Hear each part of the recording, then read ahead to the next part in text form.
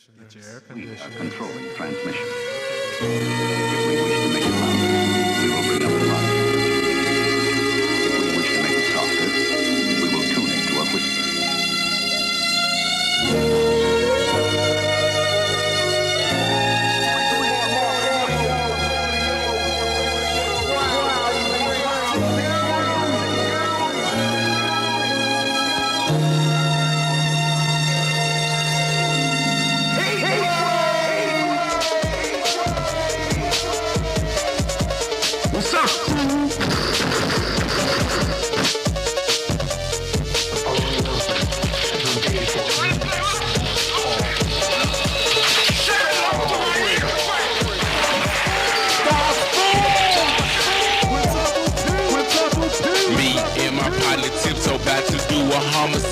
Official.StreetSmarks@gmail.com is how you want to contact us. Listen to us right here exclusively on YouTube, Street Smark Audio, or fuck with us. Official.StreetSmarks on SoundCloud and IG, Street Smart Fanpage on Facebook, Street_Smarks on Twitter, ECW Memories. This is the Extreme Retro Review for ECW, July 16th, 1994. This is Heatwave. Extreme Retro Review number 75. Ooh, number 75. What's that, diamond? Oh, shit. Silver, gold. Yeah, it might be diamond. You know what I'm saying? I don't know how that shit goes. But I know 75 is a big deal, though. Come on, somebody. Before I throw it to you, a point of contention. Because initially, you had a power outage. I did. So you didn't get to watch the show. We always like to highlight my co-conspirators' time management skills. So I'm just gonna throw it to him real fast and let him elaborate on the near debacle that he had before this show. Take it away, hot stuff. I don't know if I would call it a near debacle. I would just say, like, as I was preparing for today's broadcast, me being the paragon of professionalism that I am, as I was getting ready to watch Heatwave, my power went out. So, I went on ahead and went on to the First Energy website, and I saw there was outages for my area. Pepper Pike,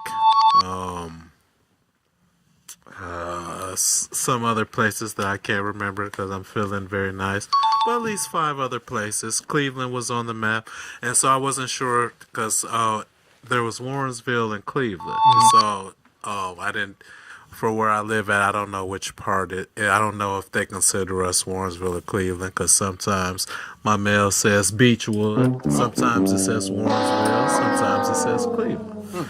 So, that's when I had called you.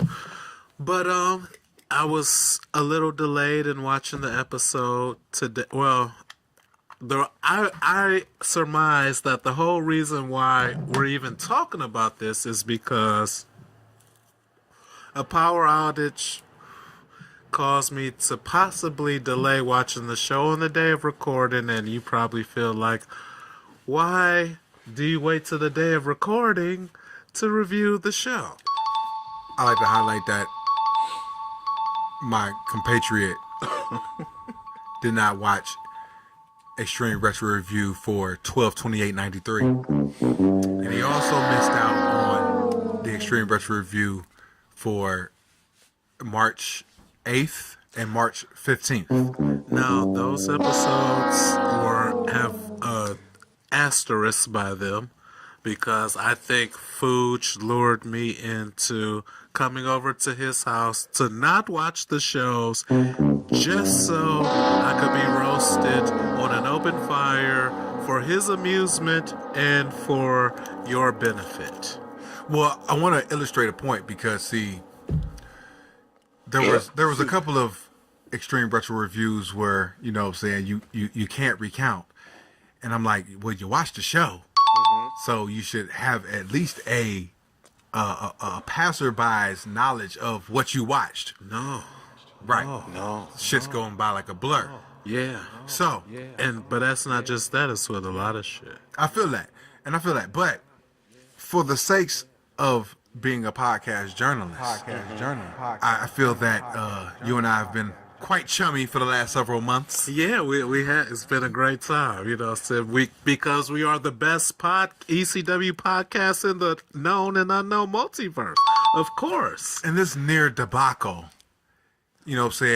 just wanted me to, let's get back to basics. You know what I'm saying? Okay. I wanted to highlight, that I am the Street Smark Audio Trivia Champion. The paper trivia champion. You know what I'm saying? However you want to call it. However, you've used the help of outside sources like Mad Jack Slater. I know you're listening, Mad Jack. Yeah, you're the reason why I'm not the Street Smart Audio Trivia Champion right now. But go ahead, champ. Quote unquote. So I wanted to throw a challenge to you. Okay. Extreme Retro Review number 100 is coming up.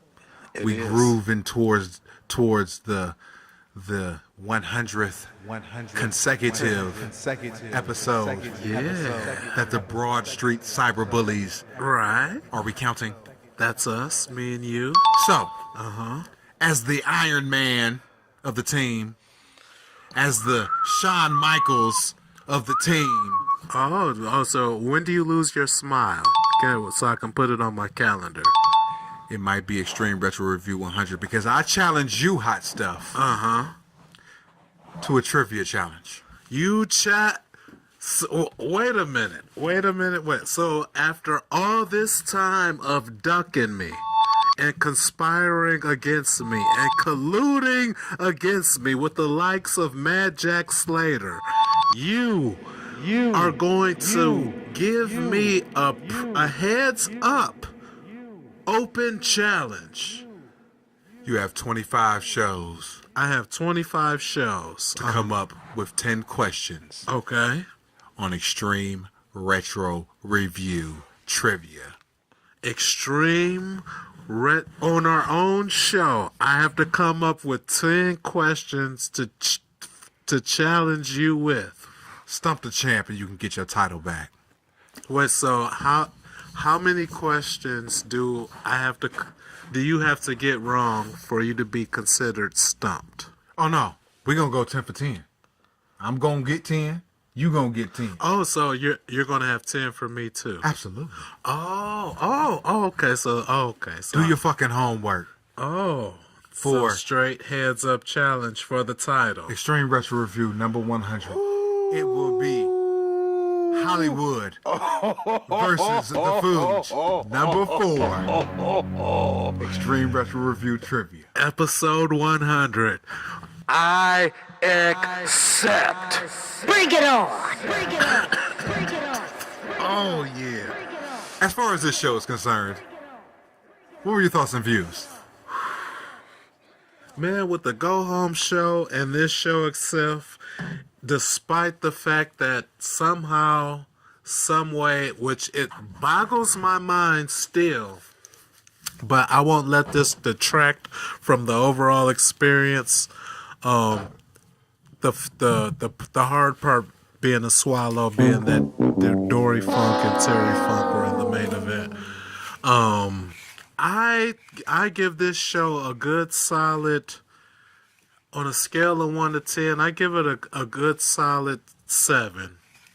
I think it was a pretty good show overall. So jerking the curtain, we got the Ayatollah of Rock and Roller, the Rockin' Rebel, and the Shah Hack Myers versus Bad Breed in a match. Joey's back on solo play-by-play.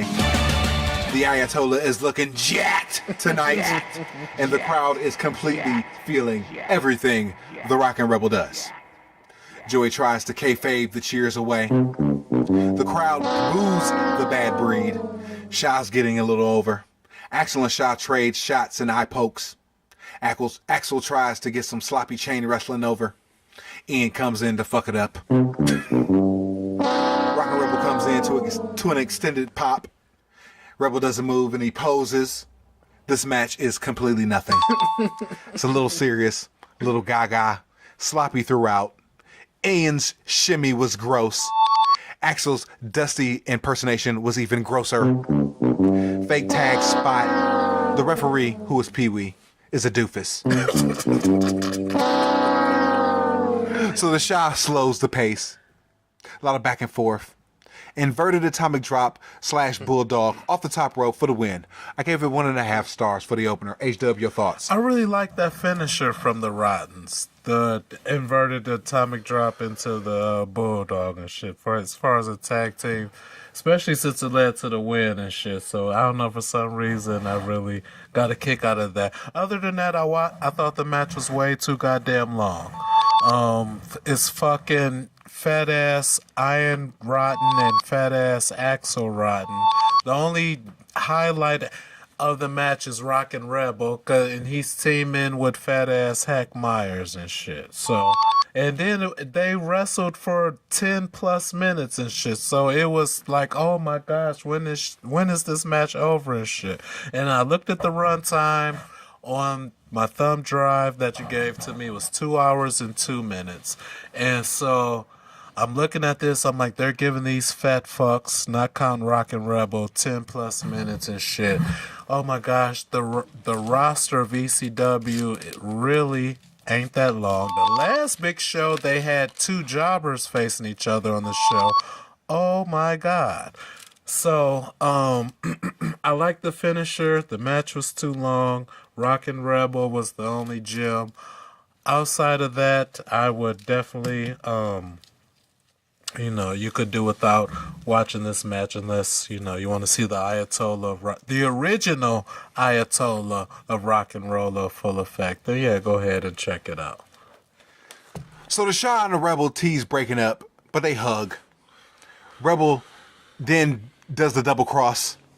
Shah gets a shot, but they fight to the back. The match was sloppy, but fine. Can I ask you a question? How do you feel about because I know ECW does a lot of tease breakups. Like I've seen a bunch of times where wrestler was about to punch manager in the face. It was Rockin' Rebel was about to punch Jason in the face. You know what I'm saying? Frickin' Superfly and Hunter Q. Robbins, and you know what I'm saying? And Eddie Gilbert and Dark Patriot fell out and shit, you know what I'm saying? They like to tease the heel breakup and shit. Like, how do you feel about that? I think since it's spread out throughout the shows and spread out throughout the cards, I mean, they're heels, you know what I'm saying? So it's just part of the goofiness that's wrestling. And they make up so fast, though. I don't know. It's ECW. It might not be for everyone. Hey, pick that cotton, nigger. Like, oh, what the fuck you say, Crocker? Like, oh, I'm sorry, I'll give you an extra biscuit, boy. All right, let's go. Don't say it, don't do it again. You know what I'm saying? That's how it be. You know what I'm saying? Like your manager basically your manager slapped you in the face and shit. Blamed you for losing the match even though he the one who fucked up the thing and shit. Called you out your name and shit. Oh, and then all of a sudden it's like, oh, you about to beat his ass and shit. Then he want to apologize and shit. And you accept the shit. But heels are heels though, I guess. That's why they're heels. So we have a TV title match. We got Chad Autism versus the champion, Mikey Whipwreck. There's a 30-minute time limit. I'm so glad they had this match. Chad's in-ring taunt is completely annoying. Annoying. Like literally 1 minute in, he does this shit. I was like, oh God, I'm sick of it. So now I'm over here like, damn, did I just get worked? Because I hate it. Yes. Oh man, this match validates every. Oh, go ahead, finish. I'm gonna save it to. Go ahead. I say this because the taunt is to let you know that Chad Autism is a heel. Guess what, Chad? They didn't pay to see you. You want to know even more? Yes, you better get the this sugar out. Just to see Chad Autism. This match is completely about getting Mikey over to the crowd. Man. Chad announces that his new manager is Jason, the sexiest man on earth. We get it. You're a heel. Yeah, he's rubbing it in thick. Part of his appeal is that he looks like a fan. Jason comes out, starts talking shit to Mikey. Chad has an equally awful look, but this match is basically built to show exactly what each of these guys have. Because like 2 minutes into the match, Chad hits a counter powerbomb. Yes! Yes! Thank you! Go ahead, Fuj. Come on, somebody. Come on! So I'm sitting here, he hits the fucking powerbomb, and then he does his awful fucking taunt again. And then I'm reminded that this awesome fucking heel is Chad Autism. Right. All of a sudden, he's in the top 5 of best heels in the company and shit. Paulie must have said, kid, you got 12 minutes? Show your stuff. These motherfuckers hit everything.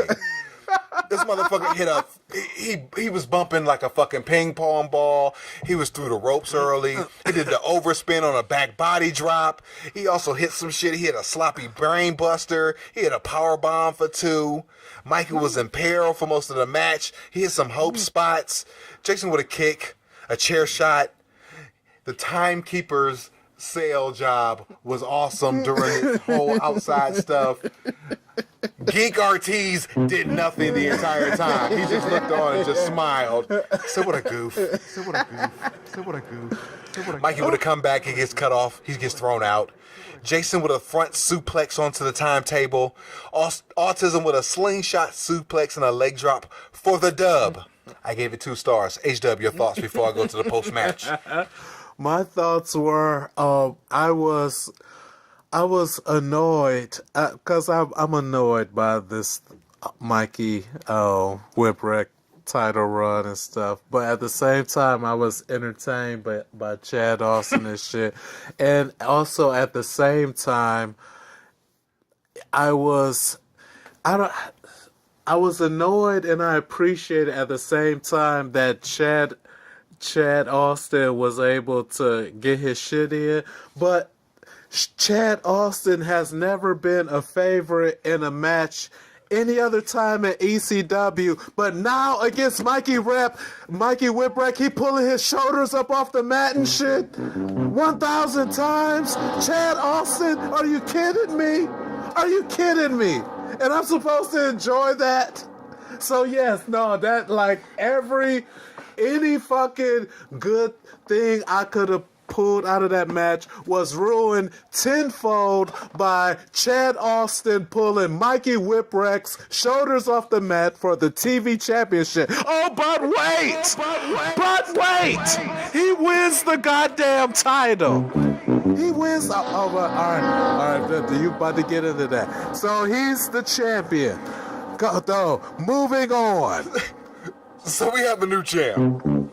Jason celebrates. Austin grabs the mic and he stooges himself that he used brass knucks. Are you fucking kidding me? Are you kidding me?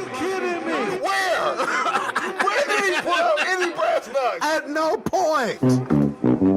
Never. He's never used brass knucks in ECW ever at any point in life. Neither him nor his father.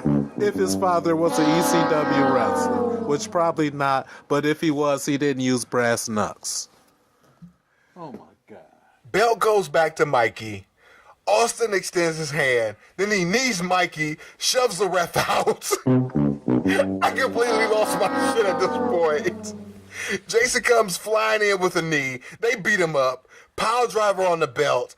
Austin grabs the mic and he screams, I hate you to the fans. And he says, Jason, I want you to have the TV belt. He laughs like a dickhead and they leave. That post-match was hilarious. It was hilarious, but it was stupid. It was nonsensical as shit. Thank you. All right. Holy fuck! He did the Memphis laugh. He did the little hop skip shit when he laughed. This is Chad Austin. Who knew? Who the fuck knew?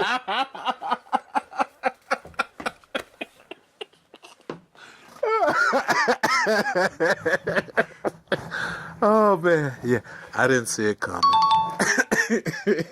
So we got the Putz, Tommy Dreamer, in a match versus the debuting Stevie Richards. He's not debuting. He was in some shit earlier. Oh shit. Okay. I don't remember exactly what, but I definitely remember Stevie. Oh, that's right. Okay, all right. This is the Supercard debut of Stevie Richards. There we go. You know what I'm saying? He's along with Big Busty Angel. Welcome back, Big Busty Angel. Angel gets the Sizzler pop. Recounted by us, Extreme Retro Review number 13. Lucky number 13. Stevie might as well have jobber on his forehead. Did you see how high the top part of his mullet was? Like that? He looked like he had on one of them Russian hats and shit. A mullet style. Did you see his floral tights that went to the half and went mid-thigh? Yeah. I did see those. Stevie Richards will be added to the Extreme Retro Review coming to the Extreme Project coming soon. The fans chanted Angel. Joey puts over Tommy through a quick stall. Stevie gets goofed offense in, but it's an extended squidash. They get slut chants at Angel. Yeah. Outside stuff. They have good chemistry though. Like everything they did, it's like they definitely practiced this match. Yeah. It didn't look awkward at all. No, everything they did was like very fucking fluid. Mm-hmm. Like you're gonna notice going forward the Tommy Dreamer and Stevie Richards matches. They are really good. They're quick, but they are good. Hey, as long as they're good, that's all that matters. Joey calls the cutoff after me. Because everything, like, Stevie gets like one shot in and he gets cut off. Like the whole match, everything Stevie does, he gets cut off. Back in for the cheating distraction combo with Angel. They do a double clothesline, which I now dub the Hollywood special. Because it's the greatest spot in wrestling where two competitors at the same point at time decide that I'm going to take this person's head off with a clothesline. And they do it at the same time, even though Hogan and Warrior did it the best. You know, saying props to any two individuals who have done it in a doggone match. I mean, it's an epic spot between two wrestlers. I've known you for like 25 years now. Yeah, long ass time. And you have always talked about that spot. Oh man, it's just so it gives me great pleasure to call it the Hollywood special. I am honored, I am humbled, and I am grateful. See you at 100, champ. Oh yeah, and soon I'll be the unified champ. Stevie with a top rope fish drop for 2. The second is countered into a sleeper for the win. 1 star. HW thoughts before I go to the post match. First, I have a question. Go. So, going into 100, it has to be a cutoff, I would say, for episodes that count as part of the 75. questions. So, okay, from 1 to 75. All right, fair enough. My thoughts on the Tommy Dreamer and Stevie Richards match. It was good to see Big Busty Angel. I was hoping to see her tatas. I was kind of disappointed when I didn't and shit. But it was another 2 long ass match and shit. Like, why the fuck is Tommy Dreamer and Stevie Richards? Steve Richards at this particular juncture having this long ass match and shit. Now that you've asked that question, I can properly answer it because this show has been billed as the battle for the future. I thought that was just Shane and Sabu, though. However, it can be attributed to up and down the card. You see what I'm saying? So you can use the Rookie of the Year and the Supercard debut of Steve Richards as another battle for the future. Because they go forward and have matches. So Oh, do they? oh, absolutely. Oh, wow. Stay tuned. And then he turns into Right to Censor. I said it's a fine match. It's a good Supercard debut for Stevie. Tommy then grabs the mic, buries Angel, and dumps calls Steve. her a slut, yeah. He cuts a quick promo on Shane and Sabu. He calls out Shane. He calls him a piece of Pittsburgh shit. Yeah. Shane and Roughneck comes out. Mr. Hughes holds Shane back, and 6 Hughes on Tommy Dreamer. They go toe-to-toe for a second. Roughneck gets the upper hand. Joey is sucking him off on play-by-play. They play Big Shot in a miscue. They keep fighting. Is this a match? Oh, so you noticed the Big Shot play, and I'm like, it's a big shot. The Scourge listens and notices everything. I'm like, oh shoot! I thought Surfboard Sandman was about to come out and shit. Like, what's going on? 2 low blows. Goofy selling by Roughneck. Then we get the mother of all hip tosses. He tries a sleeper, a chair to the back. Then we get a sidewalk slam for the win. Yeah, Dud. Your thoughts? in a brawl that wasn't even a match and shit. It was good to see Tommy Dreamer getting beat down. I was pissed off that him and Mr. Hughes, they was going back and forth too much and shit. You know what I'm saying? I feel like Mr. Hughes should have just smashed him like relatively quickly and shit, but I guess they see something in Tommy Dreamer and shit, so, you know, it's like, oh, yeah, Tommy Dreamer, he's holding his own against Mr. Hughes and shit. But, yeah, no, my thoughts are, I don't know, it was, I don't know how to feel because, like, I was just confused by Tommy Dreamer getting over on Mr. Hughes as long as he did, and so that kind of bothered me. So I don't know. I guess I really didn't enjoy it. I'll say this: you're gonna see the pecking order of where guys are in the card in reference to these run-in, beat-down type interactions and shit going forward. Okay. Stay tuned. Okay, and yeah, I can see it now. It seems like it's starting to kind of manifest even tonight and shit. Shane cuts a promo on Tommy Dreamer. He puts over Roughneck, and he calls out Angel, who never left. A couple of kicks. Shane cuts a promo while Roughneck boots Tommy.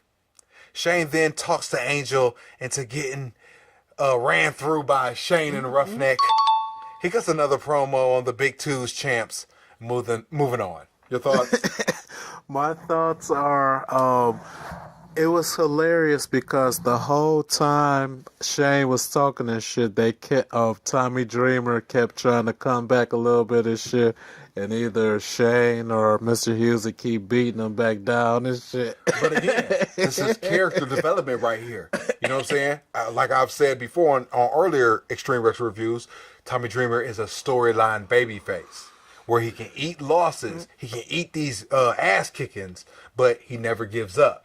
You see what I'm saying? So when you see this man and he's never given up, you know what I'm saying, it manifests, you know what I'm saying, to the audience, and the audience responds like, okay, well, we see he was beating his ass, but we also see Tommy Dreamer, you know, still trying to get a shot in every now and then.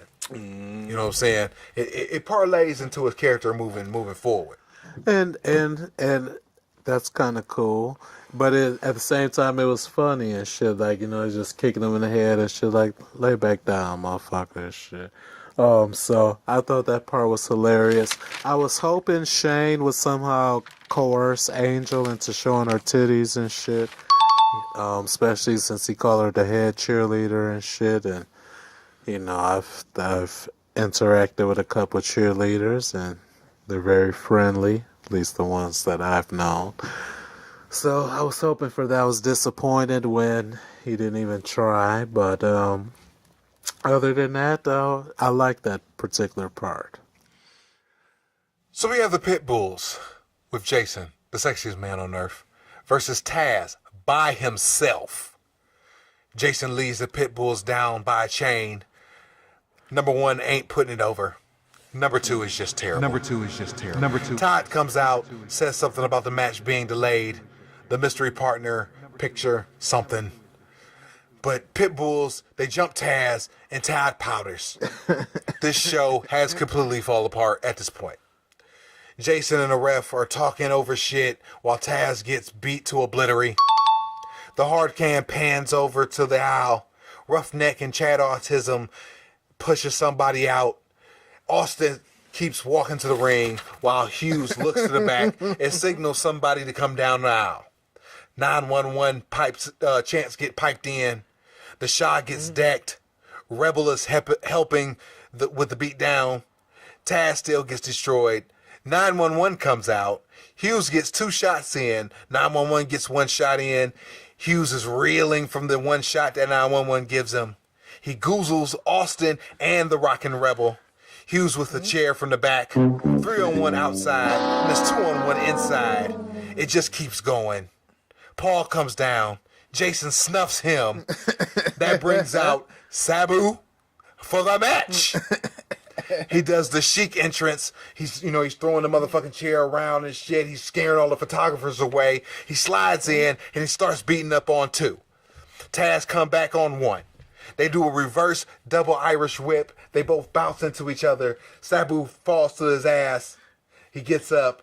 He does his fucking chic taunt. Taz does his fucking jumping up and down and shit. Then they go back to decking the fucking Pit Bulls. The crowd is fucking hyped for this shit. All right? So they still fighting and everything. And what happens? Fucking Taz does a belly to belly to 2 on the outside. The crowd pops. Sabu ones up Taz by doing a Hurricane Rana on 2 on the outside. Taz tries the 1-ups with a counter half Nelson suplex on 1 for the win. 1 star.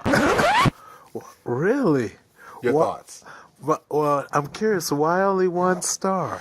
Okay, because see, they didn't have anything to start. Okay? This is true. So they had Pit Bulls, they had Taz in the ring. Taz coming out trying to explain some shit, but it's inaudible. I can't even go to the network for the shit because the network doesn't have the super cards up on the WWE network. So I'm trying to piece together what's going on with this match. So the whole shit has just broken down. So everybody's And outside there's no fighting. commentary. Right, and Joey's not even saying shit Yeah, because he doesn't know. He doesn't even know how to put over the fucking chaos that's going on in and outside the fucking ring. He's completely silent. So Paul comes in. Paul gets popped. Sabu comes in. They do the fucking quick fucking put over on. And they go over on the Pit Bulls. Completely neuter them because 2 just fucking showed up in the promotion. Yeah.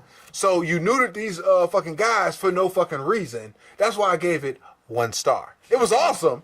Okay. But however, and I was completely entertained for the shit, but it made no sense in the grand scheme of the story because at this point, Sabu is a babyface, Right. okay, but Paulie is a heel. Right. So how am I supposed to be invested in the character of Sabu in this point and later on in the main event? Your thoughts? My thoughts were, the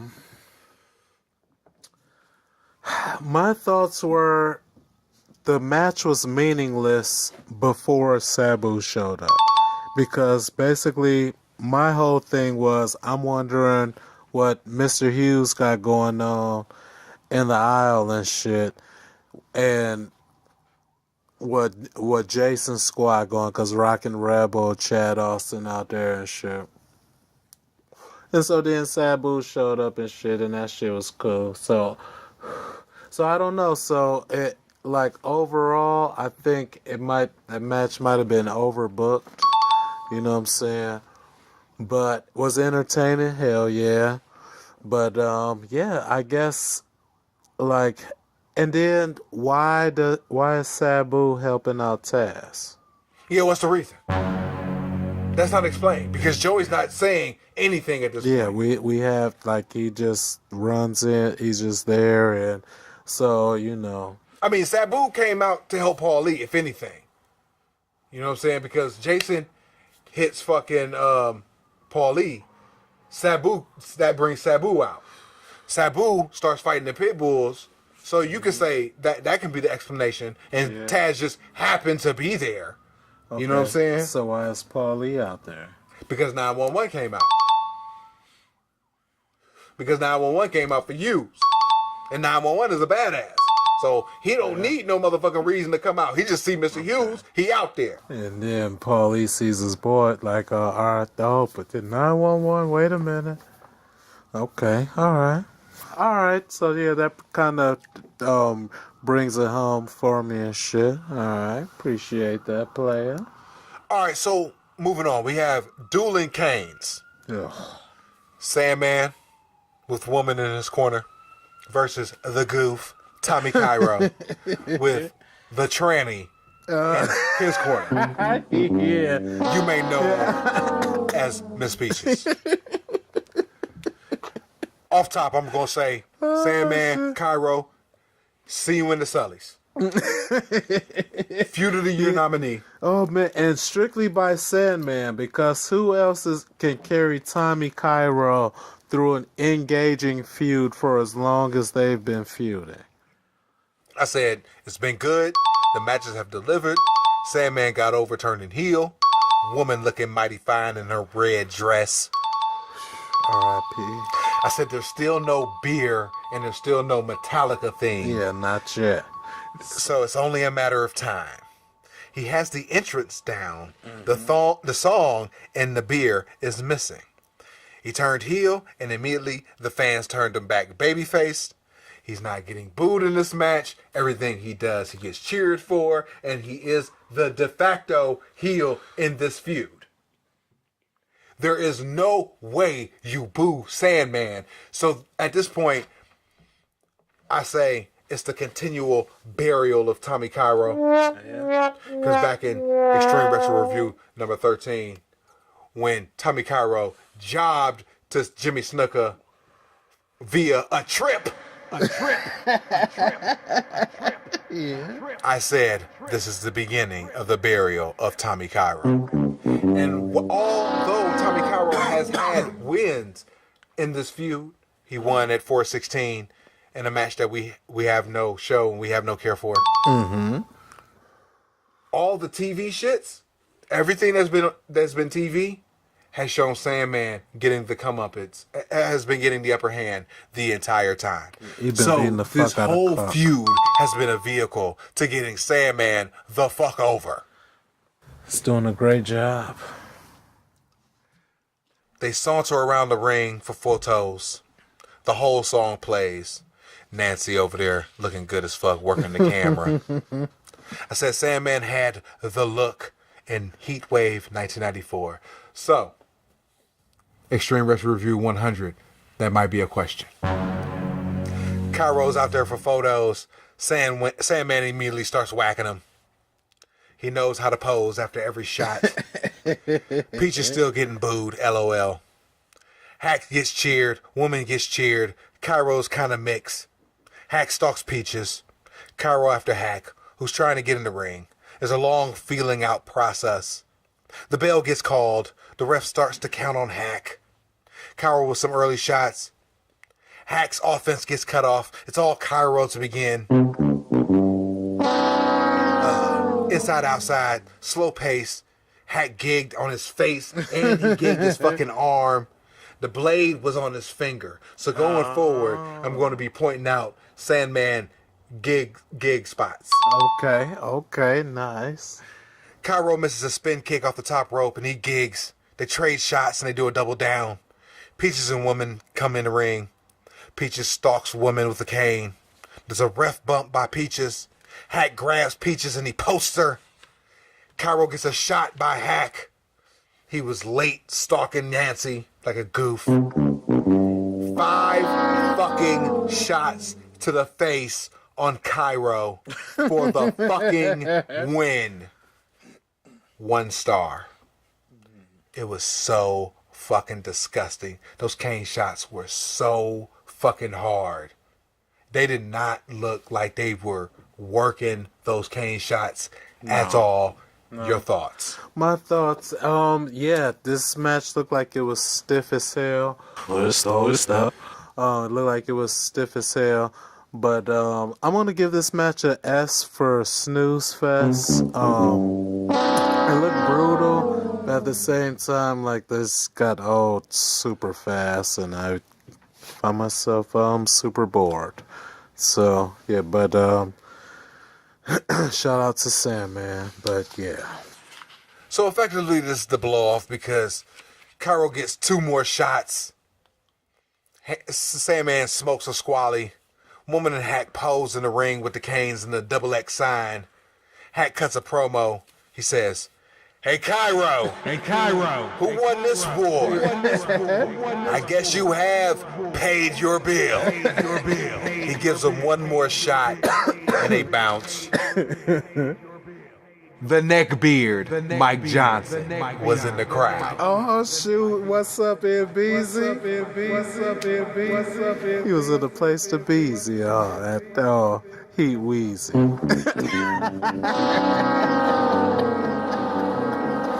ECW heavyweight title match.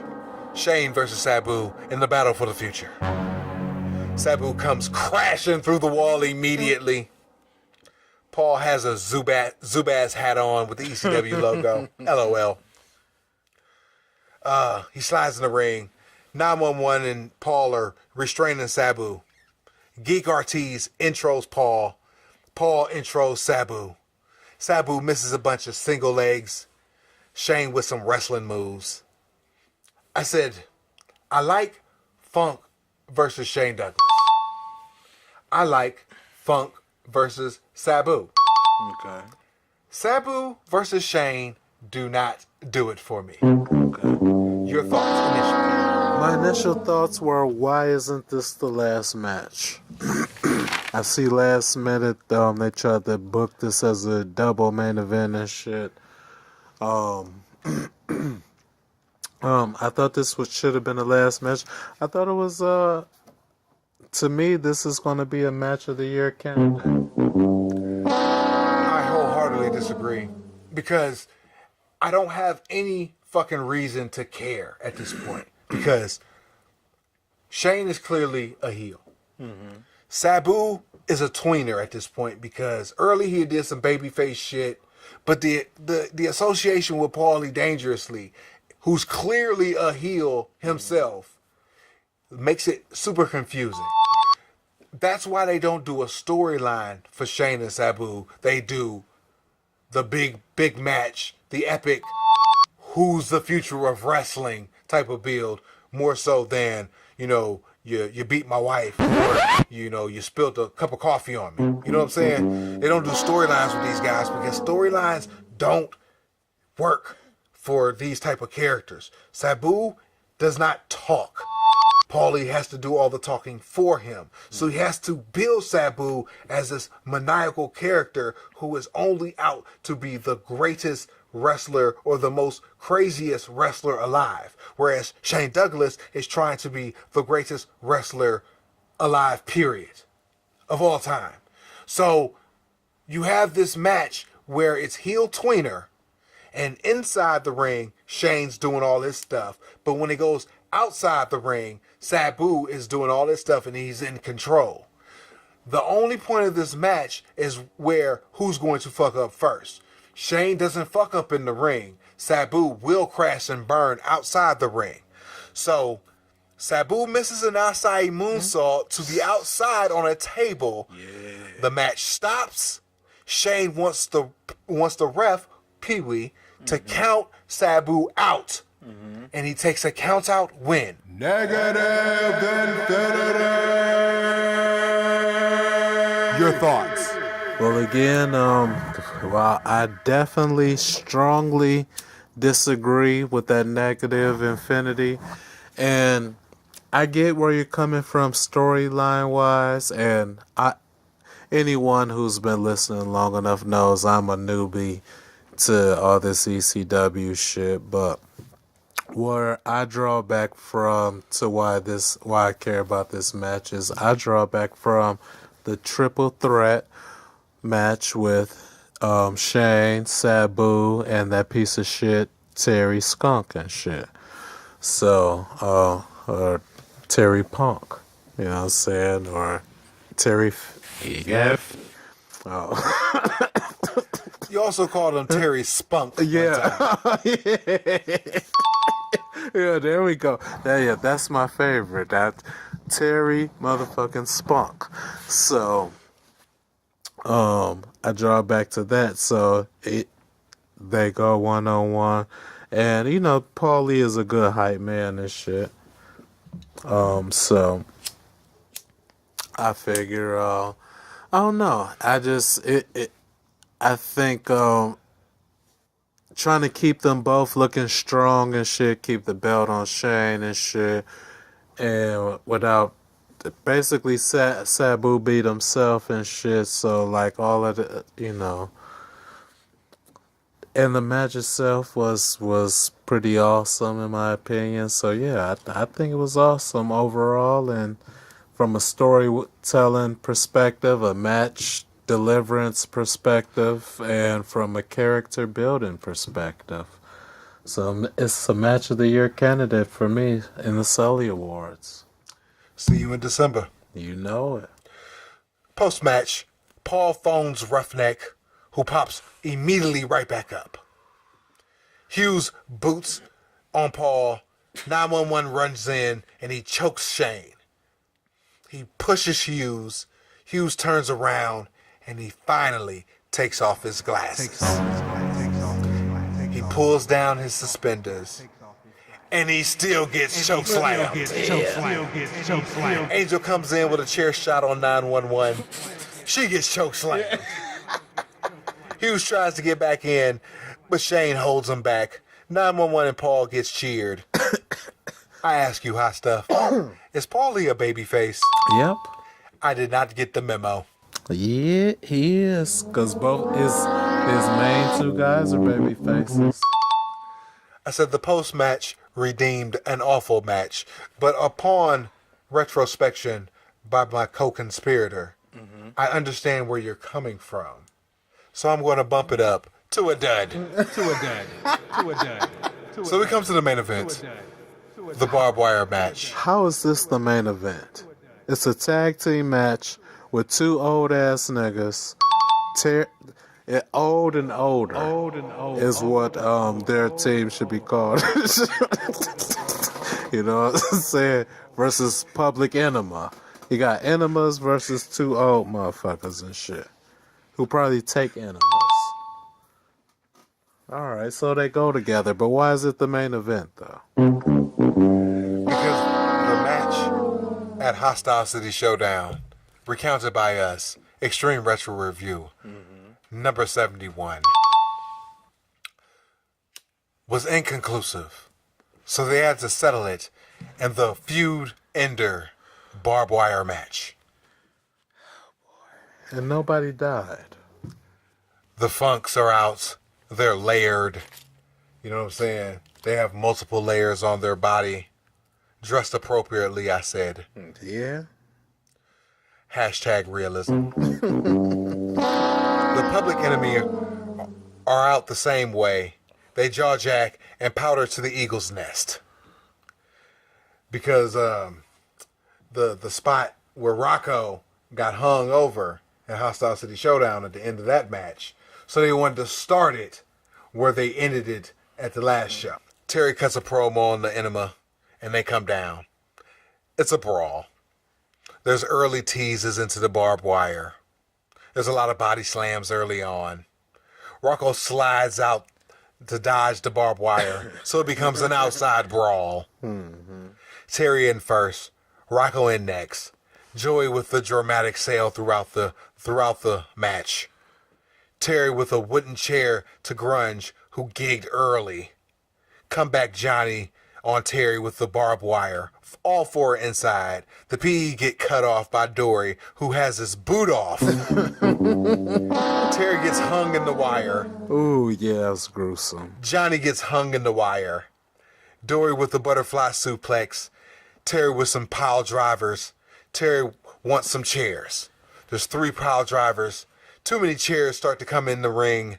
And someone gets on the house mic and they yell, "Stop or the match will stop." What a cock block, especially with Terry. For some reason, they keep putting this guy over like he's the Hulk Hogan of ECW for whatever reason. Well, really, he's the Brooklyn Brawler of ECW. That's what Terry Funk is. Yes, I said it. Terry Funk is the Brooklyn Brawler of ECW. He's always there, but when you see him, you don't give a fuck. So, when you have the Brooklyn Brawler telling everybody to throw chairs in the ring and they're doing it, keep your dumb ass off the house microphone. But you know what? Terry Funk is stupid. So maybe the dude on the house mic had the right idea. So the crowd starts to boo. Terry goes into the crowd. Then he goes out the fucking front door. The screen goes black for like 30 seconds. What did on yours too? Okay. Flyboy Rocco Rock back in. Dory back in with a trash can to Rocco. I don't know how a barbed wire match can break down, but it has. Terry is stripped of his layers. He's down to his wrestling gear. He gets covered in cut in barbed wire and a trash can. Dory gets chaired. Rocco gets chaired. Both the Public Enemy pin Terry for the win. Negative infinity! Oh, man. Dory chairs both guys, and they do a chair spot. Not the chair spot, but it's coming. Stay tuned. Dory gets some shots for Terry, and they bounce. The Public Enemy wobble, and they goof to end the show. HW thoughts? My thoughts were apparently Terry Funk and Dory Funk have some sort of deal with the devil where they are unable to die and shit. Because when you have 2 100-year-old men in a barbed wire match bleeding profusely, as Jim Ross would say, and they don't die like a bitch on their period and shit. So like we already know that women have mystical powers from the netherworld and shit. So apparently the Funks do too. They've tapped into that feminine energy. And but they live on the the cross-dressing ranch and shit. So I guess it would only make sense. So I was amazed that they didn't die in this match when they were bleeding like stuff hogs and shit. I was pissed off. This was the main event and shit. But when I saw Terry Funk rolled up in a barbed wire burrito and get pinned for the 1, 2, 3 and shit, my heart smiled on the inside and shit, you know what I'm saying? I felt like a 10-year-old hearing Real American and shit and Hulk Hogan beating Yokozuna or something and shit. You know what I'm saying? Like I was proud, so. Good job, Public Enemy. I loved Heatwave. I love Public Enema. I hate Terry Funk, and this was a great ending to a great pay-per-view. Overall, I said the show started hot. It ended hot. The main event finishes, one sucked, the other one delivered. Per your opinion and influence. For historical purposes only, you should always watch all Supercards. Heatwave was very angle heavy. Otherwise, don't go crazy. hunting this show. No. You can watch the subsequent matches on the clip shows. Like next week, July 19th. Just for you. Until then, life is a work. Make sure you get paid for it. We out.